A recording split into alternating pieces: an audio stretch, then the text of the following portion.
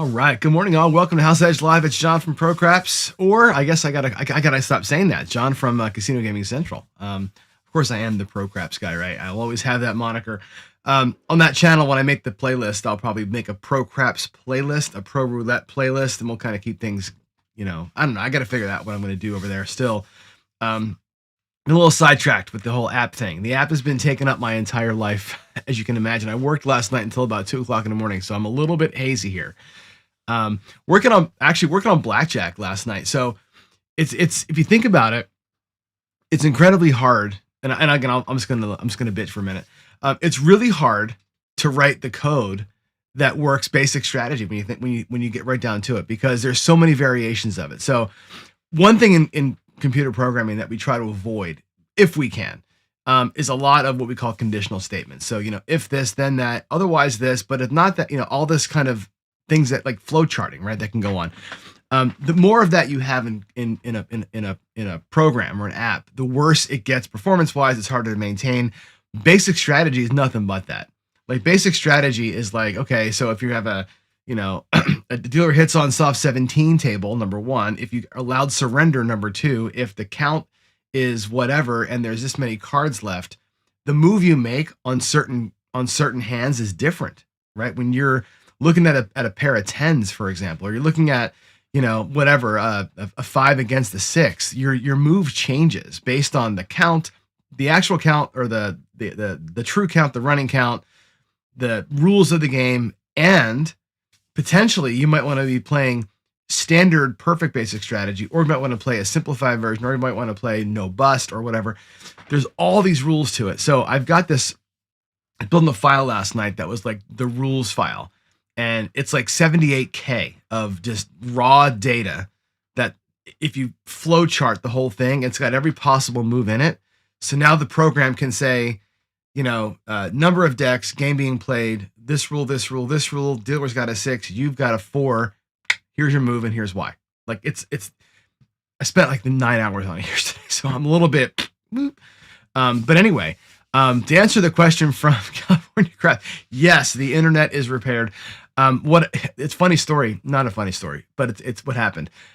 We have two internet companies here in town, or we have not two internet. We had two. We had one called, it doesn't matter, LocalTel, one called Ziply. They merged about a year ago. And it's funny because the county, actually the PUD runs all the internet lines. They actually laid all the fiber across both. We have two cities here, East Wenatchee, Wenatchee. They laid all the fiber for both cities. They own and manage the hardware, the actual wires. But these two companies manage the switches, the networking stuff, and all. Like when you buy it, when you buy the internet, that they routes to your house and like they manage that. Those companies merged, and literally, it's like Wenatchee, where I live, in East Wenatchee over the river. It's 2 miles. It's not like it's far away. But I guess the night before last, they tried to merge everything. They've been merged for a year as a company. They have not merged their hardware yet. So they tried to merge their network switch, and somebody, of course, flips a switch and everything goes magical. Nothing worked. They took the entire town. Both towns went out yesterday. And the way that they did the thing, they had to go house by house, and literally not a hard thing. Guys, I got to click a button and then your house goes back to life, right? You got to do it for every single house in both cities. So we were like, whatever, number 2,000 on the list or something. So it took us till about 5 o'clock to get power. Anyway, what I did was I went to T-Mobile, plug T-Mobile, because they saved my bacon yesterday, right? I went to T-Mobile and we bought the T-Mobile in-home Wi-Fi router thing. So basically, it's like a giant cell phone. It's as big as a book, right? Goes in a window. It's 5G, whatever. So as long as T-Mobile's working, that thing gets internet, and then it'll Wi-Fi the house. So that's our backup Wi-Fi. So if the Wi-Fi ever goes down, we can revert to that. I'll never have this problem again. The problem with your phone, like the phone hotspot worked great, right? The speed was fine. The problem is you only get like 50 gigs of transfer. So once I did the show yesterday, it used up all of our data on the phone plan. So Kathy and I couldn't work because I had to go. Anyway, why do you guys care about this stuff? Nobody cares about it. The software is hard. I should show it. I should share a screen later on and show you guys what it looks like. It's actually pretty intense. The code we had to write to make it work. So I'll show it to you. Actually, you want to see it? What the hell? How about if I show it to you? Because I'm boring like that, right? Let's go to here. I think if I do this, you'll see it. There's that. Yeah, there it is right there. Let me open the file up. Where do I put this? Can you see? Let's see if oh, it's got to be over here. That's a weird place for it. Why is it over there? Anyway, let's put this here and make this bigger. Here it is. This is what it looks like. This is what the code that does this stuff looks like. So you basically have like every possible scenario, right? So the dealer has a 2, you have a hard 5 or a 2-3, you hit, and here's why, right? Then you get into things like, the dealer's got a 2, you've got a 9. The default thing to do is hit, right? If you're playing the simple strategy, you should double. Unless you have 3 cards, then the action is to hit. And this is kind of how the snake works, right? The logic, and this again, this file is enormous, right? So here again, if you have a soft 17 against a 2, you should hit it, right? If you're playing simple strategy, you double it. Unless you have 3 cards, then you hit it. And again, this describes the entire game. This thing, look at all the rules. Look at this, the set of rules that there are. That file is frigging, it's enormous, right? There's 437 different rules or something like that in this file. That's what I did yesterday. That was yesterday's work. And then of course there's the code that actually, makes it work. There's all this code here, evaluates that and says, if move 1, get the correct move. If you have a 10 up and you have these 2 cards playing that strategy with this variant, what should the move be? That's what we worked on yesterday. So anyway, not that you care, but that's my life. So when I say I'm writing a bunch of code today, I get myself into that, and it's 9 hours later, we go bye-bye. Anyway, yeah, good. Good. Jacob's here too. We have Jacob, and we have 555, and we have Dr. S. AI helps me with part of it. So essentially what I did was I went through all the spreadsheets. So I made spreadsheets that dictate all the different conditions, because you have to call that stuff out, right? Then I take the spreadsheets and I uploaded them to AI, and AI creates that file for me. That's the rules file in a certain format. It does all the legwork, but I've got to go through and make sure of it. Then I go through and validate it. I gave it like a bunch of test cases, like, given, like you saw there, given this up card and you have these 2 cards, I expect the move to be hit. And I gave it like 30 or 40 of those.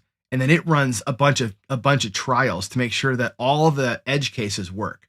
So that's why it takes so long to do. AI is good at helping do the grunt work. It's not good at doing the initial reasoning. So I've learned how to use it pretty well now as a coder. Like sometimes I use it to kind of give me a quick start. More often I use it to validate work like that. So anyway, if I mistype something, yeah, that's where AI comes in. So AI will go through, and I found some bugs yesterday. It found that I had one condition in there twice, and it finds all that for me. So it'll go through and perfect all that, and then it runs the file. So that's where it really saved me a lot of my bacon. Skill says, Jacobs asked a question: why does anyone qualify as shooter? I think you've heard me say this before. I don't see it. Where is it? Where's the question? I don't see it. Anyway, I will ask. I'll answer this question. I'm not sure where Jacob asked it. I don't see the question for some reason. But anyway. I don't know why anybody qualifies as shooter. Here's the thing about this. If you're a controlled shooter, let's say and I'll call people out. Let's say you're George, or you're Ed, right? Or you're Bo Parker, or you're Heavy Haltom, or you're Duracell, who I've seen throw, right? If you're somebody who practices, or Joe from Craftsmaster, right? That can throw, or that practices throwing and purports to be able to do it. Okay, we can have that debate a whole different time. But if you're with those guys, right? And here's what you're looking at. You go to a table with Ed, and I watched him do this, right? Like at Crafts for the Crew, you can watch him play the dice, right? Throw the dice, look at the results, and they go, Or Jeff from Mid-Atlantic Prep who showed up, right? They go, and they change the dice, or they change their toss a little bit, and they're trying to like tinker and fix stuff, right? That is an indication that person isn't yet ready to bet on themselves, and they aren't confident, right? In that case, they're qualifying themselves. They're fixing things until they get into their rhythm, right? That's one qualification. And for myself, same thing. If I'm doing I have my Yahtzee dice, right? But if I'm stacking my dice and I'm doing my thing, right? And let's say I've got my ones, where are my ones? I can't see them here. My ones are on top, like I do, and I don't see 1s or 6s in my results. I know that my mechanics are jacked, right? I wouldn't bet hard unless I knew I was doing what I expected to see with the dice, right? That's qualifying yourself or qualifying somebody else. I can get behind that. Somebody who's doing this, and I've heard this before. I know that JR says this a lot. If you're shaking and just tossing them down there, JR and a lot of people say qualify the shooter. If they make a point or two, then you can bet on them. I think if you're doing this and just throwing them as hard as you can down the thing, you can't qualify that person. They are when you're relying on random. It's like qualifying the bubble craps machine. If it's purely random and it's shake, bake, huck, and chuck, you can't qualify that guy. There's there's no skill there. You can't qualify the shaker and baker's skill. You're pure luck, pure unadulterated random. You can't qualify that. That person may end up in a nice little pocket of stuff, but it's not because of what they're doing. It's just because of randomness. If somebody's creating a pocket, like we say all the time, if somebody's creating the variant, you can qualify that. That's my answer to that question. I don't believe you can qualify anybody other than somebody that's named you, that you know how you throw, or somebody you've been with and you know how they throw. You can qualify them for exactly a certain thing, but that's about as far as I think you can take that. That's my take on it. Now, again, people who will say that DI is a bunch of hooey will say you can't qualify anybody. People who believe in DI wholeheartedly will say you qualify everybody, right? And I guess that's the answer. I'm a little bit more like, hey, if I feel it that you're that guy, right, then I'll do it. You qualify the cocktail server. There you go. Yeah, right. When you qualify a shooter and bet then, right? And every controlled shooter will tell you this, right? I'm not perfect. I'm going to throw sevens. It's kind of a hedge, right? And it's true. We all throw sevens. But if you're doing a dice set and your toss, and generally speaking, your SRR is whatever 7 or something, right? And generally speaking, you don't throw a lot of 9s or 10s generally, and that's where you find yourself with your set, and you're doing that. I guess that's your qualification. I guess you say, yes, that guy's doing what he's trying to do. It's okay to throw your money out there. I guess that's and it's got to come from what your eyes are telling you. It can't come from feel, I guess, right? To see it. Yeah, there you go. See, see, Greg's that guy, right? It's all random. Everybody's wasting their time qualifying. I don't believe in qualifying every shooter. I just don't. And I think the ways that I play, like, to me, the horseman self-qualifies a shooter, if that makes any sense, right? When I play the horseman, or Jacob, when you play your hybrid iron crosses, right? They self-qualify, because if a shooter is not shooting well, or they find themselves in a bad place, a strategy that starts dark and becomes light over time self-qualifies the shooter, because the dark side of that will cover you as they're quote unquote qualifying themselves. And if they suck and whatever, you get your money on the don't, right? If they qualify and they find that little run, then your right side play will pick it up and overcome your dark side bet, which you can even remove if you wanted to, or hedge it off. So I think that's where hybrid to me wins. And I think Jacob would love to hear your comments on this. I think hybrid wins the day if you're trying to hedge early, play hard late. That's where the hedge or the horseman or those kind of plays, I think personally, that's where they kind of come into play. And that's how I think they self-qualify the player, unless you're looking for pure darkness, right? Or pure light side. Those plays give you a cushion early, as long as you're willing to push late. And I think that's where those strategies, to me, that's why they win the day. And that's why I play it so much. That's why I play that so often. So, anyway, make hay where the sun shines. There you go. All right. Is qualifying looking to see if you can identify? But the problem is, if you and again, the people who say qualify a shooter, there's a lot of ways that people say to do it.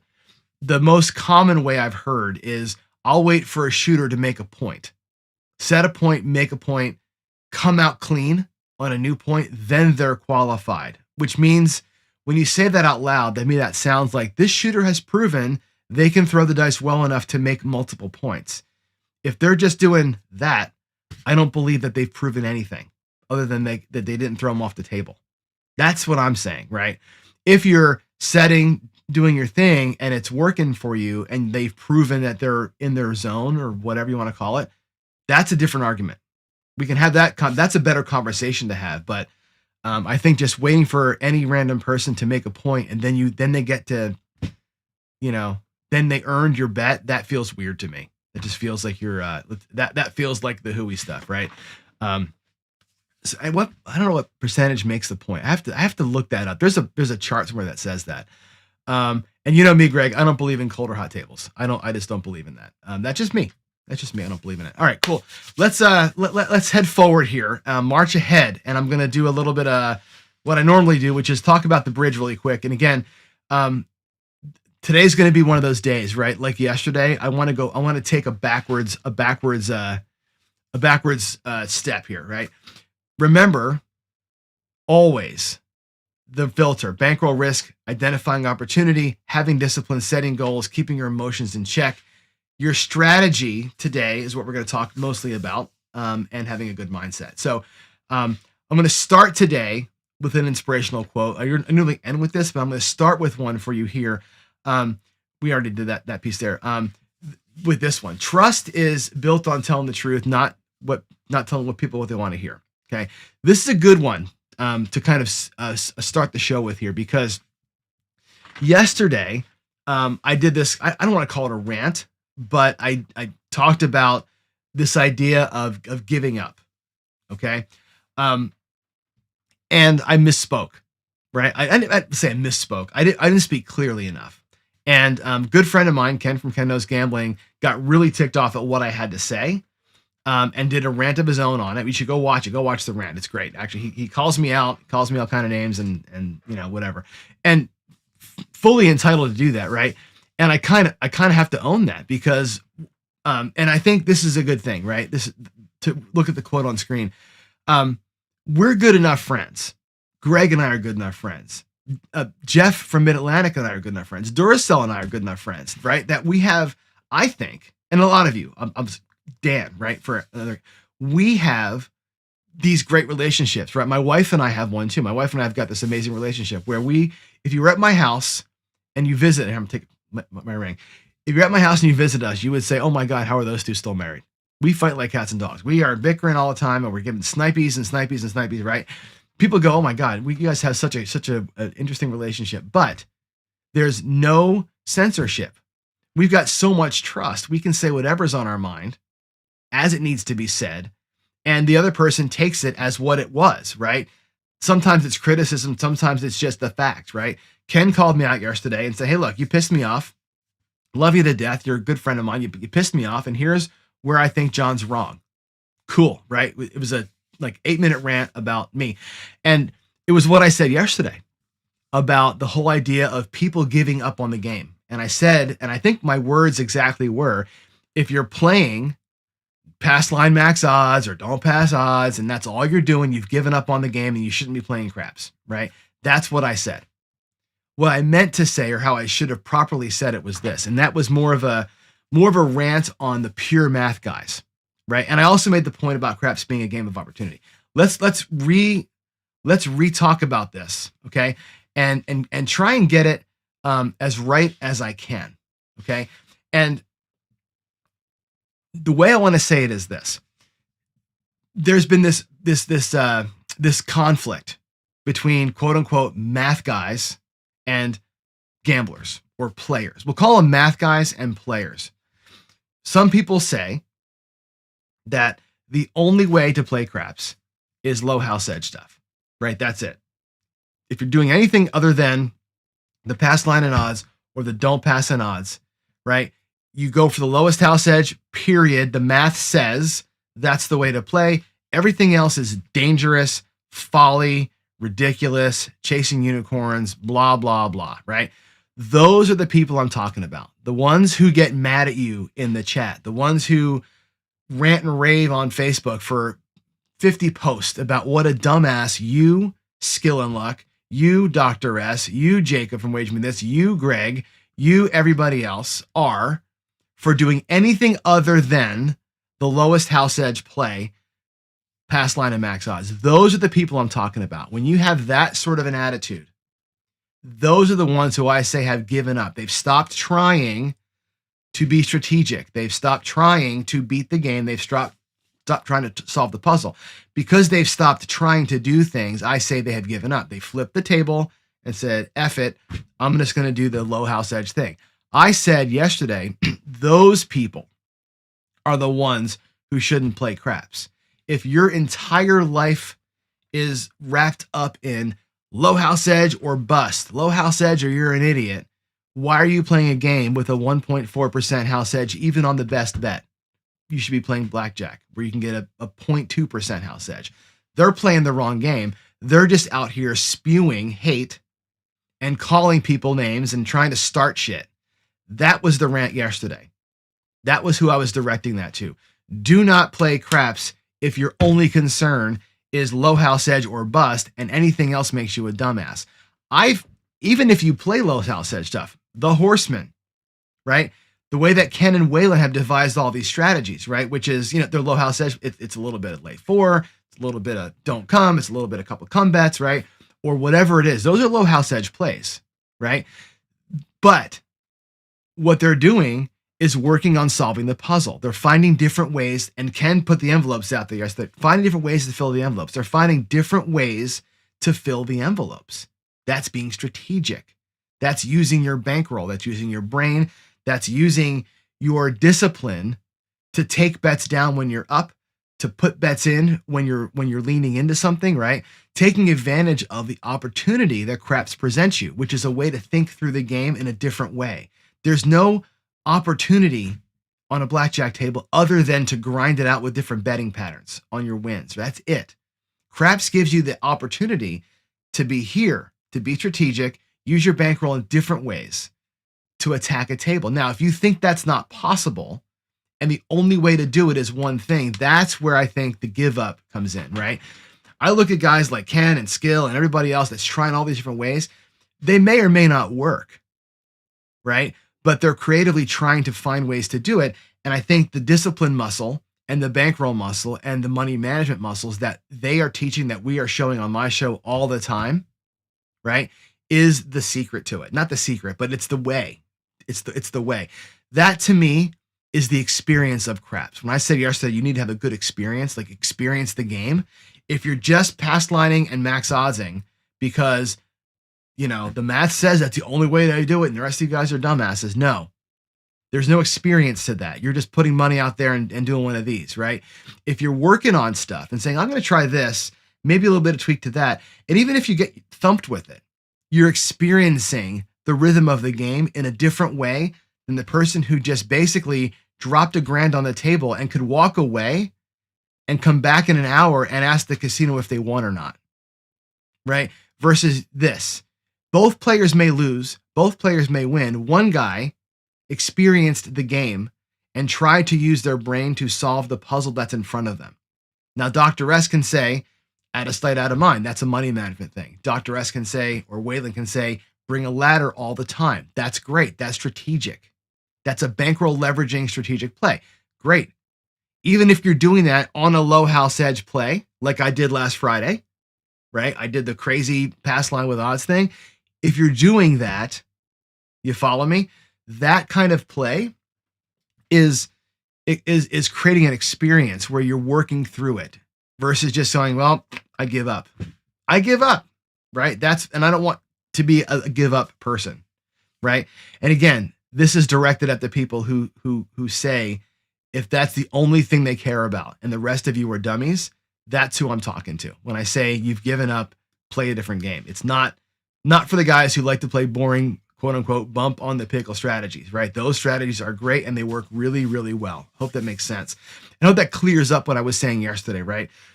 Craps is the only game that has that kind of opportunity to it, right? With Baccarat and not roulette, but Baccarat and blackjack, you can only really alter your betting, but you can lower your house edge, right? That's it.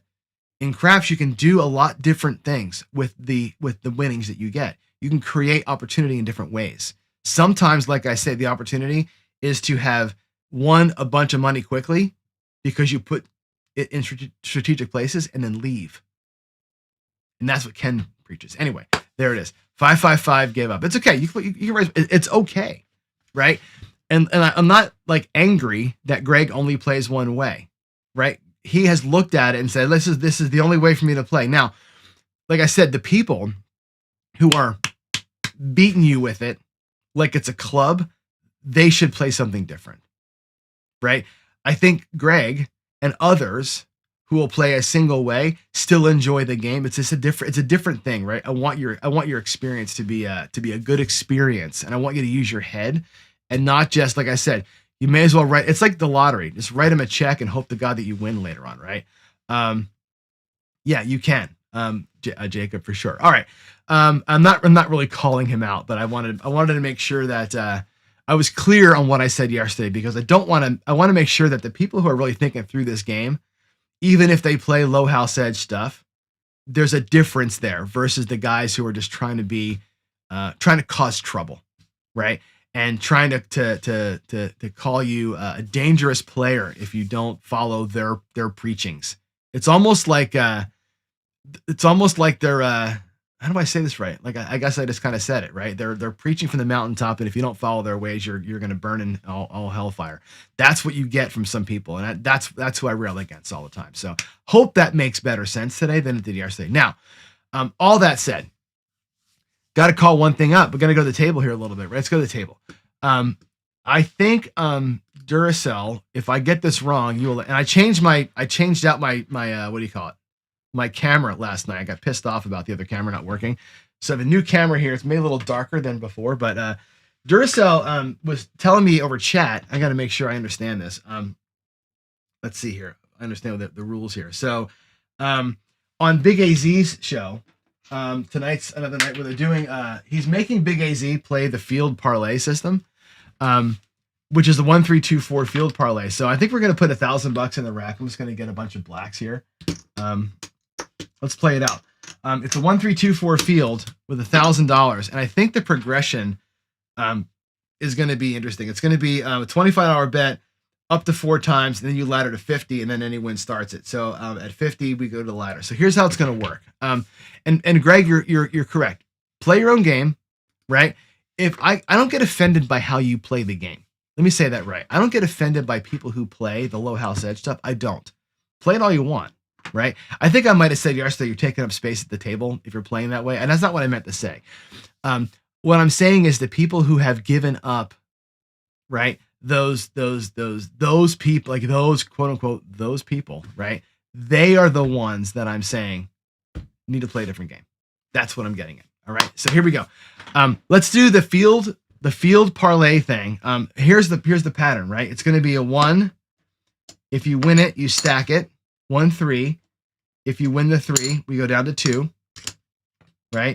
Which gets you your 2 units back plus 2 in profit. You win the 2, you hop to 4, and then you take that, you start over again. That's the pattern, 1, 3, 2, 4. We're going to play in the field, and the way that Duracell is having Big AZ play this, and he's going to play it tonight live against other players, is this. We'll take $100. We'll get it as greens. Let's get the greens over here. It'll only ever be greens and blacks, so that's all I need. All I need in the bank is greens and blacks, I think. Maybe some purples. We'll see. So $100 in greens. We're going to do 4 field bets, and then we'll start laddering from there. Okay? Here's the 1-3-2-4 field parlay. This is going to be what Big AZ is going to play tonight. We're not going to have a puck. I'm just going to bet out in the field. We're going to roll the white Yahtzee dice, and we're going to have a fun time. Here we go. Let's see if we can make some hay here. There's an 8. That's a loss. Again, it's 4 greens, and then we start the ladder. There's a 7. Boy, isn't the field fun? The field is so fun. There's an 11, yo. So we win 1. We press it by 1. And we catch a 6 and lose the whole thing. Now we go to $50 bets. We're going to break the 100. Now we're going to ladder up. There's a 9. It wins 2. It ladders up. So the ladder was 2 units. We go up to 3. Another 6. Boy, we're not gonna catch 2 in a row here yet, are we? Now we go to 75. Is it 75 or is it 100? Let me make sure I got the pattern right here before I screw this up. 50 goes to 150. Okay, and then we'll go to 75 now. So 75. Another 6. Boy, oh boy, we can't get nothing here, right? 75 goes to 100. The ladder's getting killed, right? 100 pays 1, ladders to 3. Come on. 9. All right, we got our 3. How great is that? Go down to 2 units. And how close are we back to being even? Check this out, right? We're actually, if you look at the bankroll, we're up 125. Woo, right? We're going to go for the whole thing now. A 3. The 2-bet wins, and it goes to 4. Oh my gravy. Here we go. Ready, set, magic. Nope. We gave it a shot though, right? We'll start back over again at a quarter and run the whole play again. There's a 9. Win it. Press it. A 4 hard. That's great. That goes to 3. Back down to 2. 5. Let's get the whole thing to work. And another quarter. We're still doing the 4 ones at a time. That's the second one. Here's the third one. Oh my God. Here's the fourth one. There's a hard 4. Win 1. Press by 1. Midnight. Woohoo. I'm just going to pay it twice. I'm not going to do the triple. We're going to pay double because that's what the whole world does. Still goes down to a 2-unit bet though, right? It's still the move. 1, 3, 2, 4. But we've got a nice little bonus win there. Nope. Didn't get the home run. But we can start back where we were. There's 100, by the way. There's 100. I'm going to get the rack colored up. That's 200. There's our starting bankroll. We're still at $50. We'll start back over again. And there, field is never my friend. I'm terrible in the field. There's that. Powered up to 3. 7 out. Doesn't matter. Let's break our black. That was 1 loss. There's a 3. 10. There's level 3. That comes back to the rack. We're down to 2. 1, 3, 2. Come on. 9. Let's go. Let's stack her up. Come on. Boom. Field. The field for the win. That's just going to pay. That's 4 at the black, right? That's 2 blacks. Look at this. Starting bankroll there. There is $250 in profit on that deal. Even though we got killed, right? The $250 in profit machine comes on back. That's what Big AZ is going to do tonight. He's going to go 4 greens. Then he's going to go to 50, then 75, then 100, and then keep the progression going, looking for a 1, 3, 2, 4. And when we get up in the rack, now here's the thing. We talk about bankroll leveraging, right? Because we have this amount of profit, you can, of course, take this and go home, right? There's $250 there, right? Or, yeah, $250 to go home with, right? That could be your day. Not bad, actually. 25% profit on $1,000 in the field. God love you, right? What you can do is now start the whole thing again at a higher level. You have profit started at 50 instead of starting at 25. Go 4 $50 bets. You can use your profits to try and rock it at a higher level. This is bankroll leveraging. If you don't want to leave with profit, you want to keep playing it, level the size of the bets up and do the same move again. Okay? Again, this is a huge level up. You could just do this with nickels. Go to 30 instead of 25. We'll do it with here. We'll take one more crack at it. If we burn the profit, we're not going to go any further, right? There's aces, which pays twice, right? It pays $100. Now we go to level 2. Or, I'm sorry, level 3. Level 3 is the 150s. We actually get to use the win to make it happen. Come on. Bam. 150. How about that? Now level 2 is a black chip. That's $2 $50 things. 8. We lose that. Reevaluate. 1, 2, 300, $400 in profit now. Just on that 1, 3 on that last one, jacked us up another $100. How about that? Now we got $400. I think it's time to go. I'm happy with $400 in profit in the field. You get $400 in profit out of the field, you need to run for the hills, man. That's it. Run for the hills. This dealer sucks. I know. This says triple. I'm paying double, but there's no casinos around here and around Vegas except for off strip that are paying triple. Maybe some of the downtown ones pay triple. I think in Reno you might find triples, but I don't see them anywhere anymore. So to me, this felt a lie. That's why I did like that. All right, let's go back over to the other screen. I'm going to come back. That was fun. That's what you're going to see on tonight on Big A. Big Az is going to run that system tonight. So let's go back. Pardon me here and lean in. All right. So hopefully my little rant here made sense. I don't mean that kind of, I'm not trying to attack anybody for playing a low house edge way. It's I get into the brain a little bit, right? It's the reasonings behind it. It's more about the people who are just given up. That and again, the give up is a mindset thing. If you're playing reasoned way of playing, you haven't given up. It's the you all suck because you're not listening to me and the math gurus, right? It's the Shacklefords, right? The Shacklefords have given up on that. That's a great example. Shackleford has given up on craps. He plays one way, and that's it, because the math says to play that way, and the rest of us are dumbasses. That's where it is to me. Hope that makes sense. Greg, I know I pissed off Ken yesterday. I'm pissing off Greg today. There's just a mindset to it, right? And and that's what I'm saying. There's a mindset to it. All right. All right. So what else was being talked about? I'm going to go to the questions and answers really quick. What else was being said today that I need to kind of jump into? Let me let's see. I'm going to wind back stuff here. Let's see. We talked about qualifying already. Duracell says, amazing how non-VI players define what it is. And I think there's a little bit of virtually no. The VI, but Greg, you might have missed this. We had this conversation a few weeks back. VI is we're calling it a variance influencing, right? Variance influence, which means this.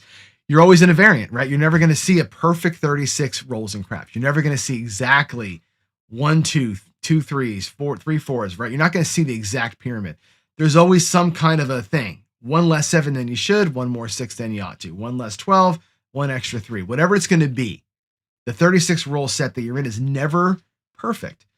So the guys with the dice that are practicing are trying to influence where the imperfections are. If I'm going to be imperfect, I'd rather be imperfect in the box than imperfect on the horn, or imperfect by too many 7s. That's influencing what the variant looks like. That's what Duracell is describing there. I like that description of it. I frankly do. I know that a lot of people don't. I like that description of what the DI, the practice controlled shooter, is trying to do. You're going to be in a non-perfect world. Let's try and influence the non-perfection of it. Hope that makes that clarifies what he's talking about there. So let's see what else we have. Everybody's play their own game. Yeah, you're right. And again, I put that comment before about the offense thing. If I offend you, I'm sorry, but I'm trying to be, like I said, I'm trying to be reactionary to the people who are extra negative, right? To me, that extra negativity that comes from people who espouse, this is it, right? Those are the give up guys. Not all of us. Not Greg. I don't think Greg's a give up guy. He jokingly waves the white flag, right? But that's the way he wants to play. And what Greg does also, which doesn't put him in that category, is his money management, his care and love for the game are different than just going, well, who cares, right? I think that there's a nuance to what I'm trying to say, and it's very hard to get it right, especially when I'm going unscripted like we do. So, all right, what do we have here? Craps can be amazing or brutal. Depends how you're betting. There you go, Greg. I know you. I love you, buddy. And I love Ken. I love Waylon. I love Jacob. I love all you guys because we're so great. King Dice has always been right. If you can't shoot, you can't win. Here's the difference with King Dice, right? And you know this. I know what you're doing there, Jacob. King Dice is he's like bone thrower, right? The same thing. They bet the same way, right? Those guys bet the same way. And can I go to the table one more time? Let's go to the table one more time. I'm gonna show you this because this is where danger lies. This is where danger lies. And this is where I think I separate myself, and Jacob, you do too, and other people as well, from the charlatans, right? And not browser. We want to go to the desktop. What Bone Thrower does and what King Dice do is this. And here's where, again, danger lies. I'm going to show you something that I don't want you to do. Okay? They play what they call an all-in system. Okay? Here's what they say. I'm such a good dice thrower that I can guarantee 5 rolls. That's what they say, right? So what King Dice does is this. He'll roll. Let's pretend, because I can't for sure guarantee 5 rolls. We'll pretend that we got a 9. Okay. What does King Dice do? Or what does Bone Thrower do? All the money on the 9, some money on the 4 and 10. Okay, great. Pick a number. Let's say the 5 comes for $35. $35 on the 5. Great. The 5. Let's say the 6 now looks like 60, and the 5 looks like, or the 4 looks like 35. That's the second hit. Okay. The third hit. Let's say the 10 rolls, and we catch $60. Fantastic, right? We'll make the 8 look like 60. We'll make the 4 and 10 look like, well, there's 50 there. There's 45 here. Let's do that. That's the third hit. The fourth hit, the 9 hits for $70. Fantastic. There's 70. 4 and 10 look like, I don't know. Let's make the 4 and 10 look like, let the 10 go to 70 and we'll make the 9 go to whatever. It's the third hit or the fourth hit. We'll put this on the 5. Last hit. Let's say the last hit is a 10 for $150, right? And they go, okay, now we're going to pull it all down. And I say, look, if you come to my class, I will teach you how to throw, and we're going to go all in. Every dime that we make on every bet that we take is going back out to the table, and here's what you're going to do. You're going to take that 160, and you're going to win $350 every single time because I said I can throw. And I want you to take my class, and I'll show you. That's what they say. That's the DIs that give all of this the bad name. That's the charlatan side of DI. That is, take my class, give me the money, I will show you how to throw, and I guarantee you that just like me, you can throw 5 every single time, you're going to make a freaking fortune. That's what they teach. That's not what we're talking about, right? That's not what the DI friends that I have are talking about, right? At all. They're not espousing that. They aren't going down that road. None of them do. And I think that's the difference, right? Where Duracell's talking about VI, variance influence, which is like this. If I'm going to have a good roll, right, I'm hoping that my dice set and my toss style puts that roll into a groove where my bets are hopefully going to be. That's it. It's influencing where the variant lies, not guaranteeing 5 rolls like these guys do. That's the danger zone. And I think there's, again, everything is a nuance, right? Or sometimes it's not, right? To me, the math guys are dangerous the way that they speak. And that's why I call them out.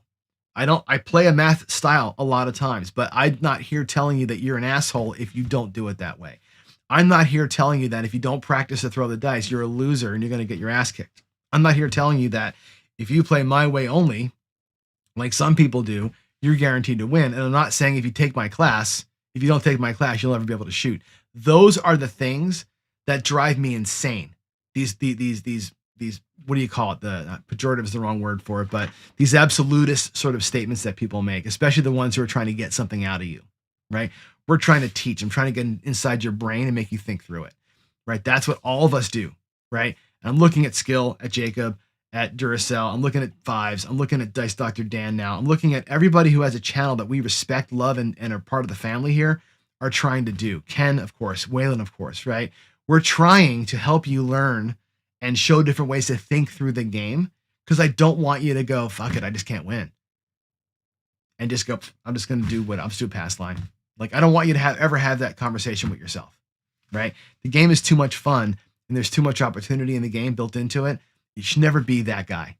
And when you become that guy, that's when I said yesterday, walk away, go play a game that's more conducive to the math, which is blackjack or something like that. So, yeah, nobody guarantees fire. I mean, but the guys who are selling you something do, right? That's what they do. So, anyway, that's how I feel about it. What do they pay if you don't get the fight? They get nothing, right? They get nothing. But those guys, they say, and again, what do? They TikTok it. Oh, I won 10 grand again last night with my all-in betting. The casino kicked me out because they don't want me playing it. They don't like my skills. That's all a bunch of hooey to me. All a bunch of hooey. George is an honest guy. All right. We got to get out of here. I got to get to work. It's 8:50. Did I ramble and rant for 45 minutes today? Good Lord. I hope I clarified my comments from yesterday. I hope that you guys know where I stand on things.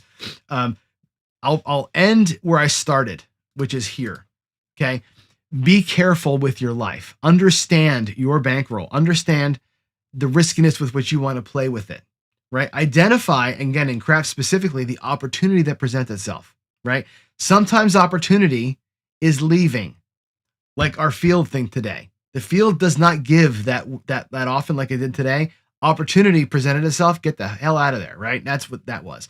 Sometimes opportunity is, I've created a variant for myself and I'm going to lean into it, right? But your discipline, your money management skills, that keeps you safe. That keeps the money going into the envelopes, right?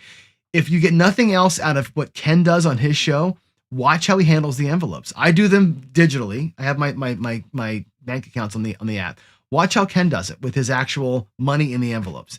Those lessons, to me, are gold. That's gold. That's how you have discipline. That's how you set a goal and stick to the goal, because you take the money off the table, put it into an envelope or your pocket, and you can't touch it again. That's discipline. That's setting a goal, sticking to a goal. That's taking your emotions out of it. When you're playing with excess, that can be an emotional game. That can be time to lean in. I hope that that's all. Hope that all makes sense. Hope that all makes sense. All right, let's get on out of here. And again, I'll give you the normal go away good thought. Right? Not that one. Where's my end of the day one? Here, the end of the day one. This is the one for the rest of the week. Right? Better to fail in originality than succeed in imitation. That's what we're talking about. Right? Be original. Right? Lean into what you do. Solve the puzzle. Right?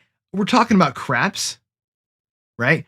Today, you have a life. I've got a job. I've got code to write, as you saw, right? I have to solve a puzzle every day. I would rather fail, right, working on a way to solve the puzzle than to just steal code and imitate things, right? As I walk through my life, right, I fail in originality all the time, but I'd rather do that than be a sheep. And I think that's what we're talking about, right? This is a good lesson for your life and for everything else, all right? And I think I'll leave it. I'll leave it with that. All right. Y'all have a great, what is it? It's hump day. Have a great hump day. I'll see you on the Big AC show tonight. And with all that said, God bless all of you. Have a great day and love y'all. Bye.